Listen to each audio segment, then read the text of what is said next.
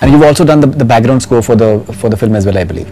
Yeah, in the process. And somewhere, you know, the highway, the way the promo is so far, and the way we look at it, and Alia's dialogues, that I'm liking the entire idea of being on this journey rather than reaching somewhere and all that stuff.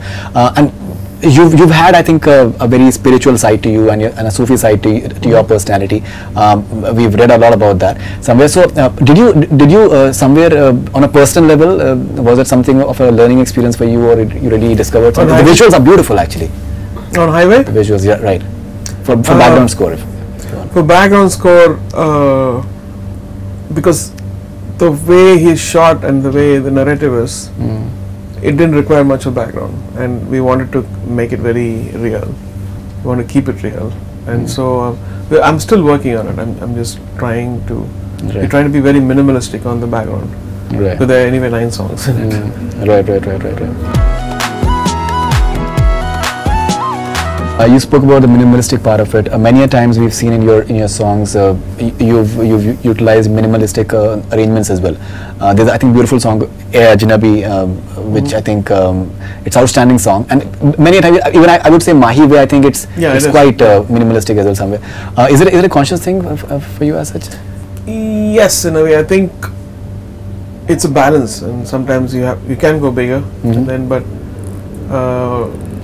if the music doesn't appeal with just like 4 instruments, right, it may not appeal, then you put so much also. Right. So sometimes you need to, depending on how epic you want the sound to be, you expand it. But then that gets tiring. Too much of instruments gets tiring when you hear it so much. So in this, I think we kept it very minimalistic and simple. The whole album. Right. So what is your entire process for composing of music as such? Because we've heard so many stories that you like working on in the nights only, and what's the process for A R Rahman like? It's changing. Okay. It's not the same. I think like how I would have approached music, 20 years back is different. Right. And because you've gone through one cycle, second cycle, third cycle, fourth cycle, like every 3 years things change, and yet to find that spot where we are excited like a child, all of us as a team, rediscovering yourself, dropping out certain things on the way and picking up new things. So it's a process of regenerating yourself and rediscovering sometimes.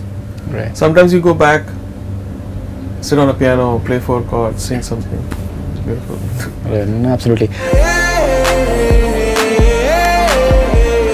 How important is for your music to be there for the posterity? Because if we hear the soundtrack of Roja now somehow, it's as fresh as it was, like, say 20 years back somehow. The Bombay soundtrack, I think it's as fresh as it was 20 years down the line. Luckily we are Rangila as well. Luckily we mastered everything on digital. Right. From the first movie, and then there are no like tapes decaying and then becoming so.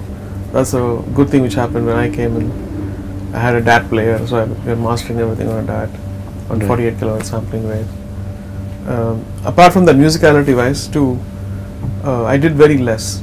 Like unlike other composers those days, they used to do 20 movies a year. I was doing 3 and 2. So we took all the time to, and not only me, the whole team was very passionate about, very critical about, and very passionate about great product.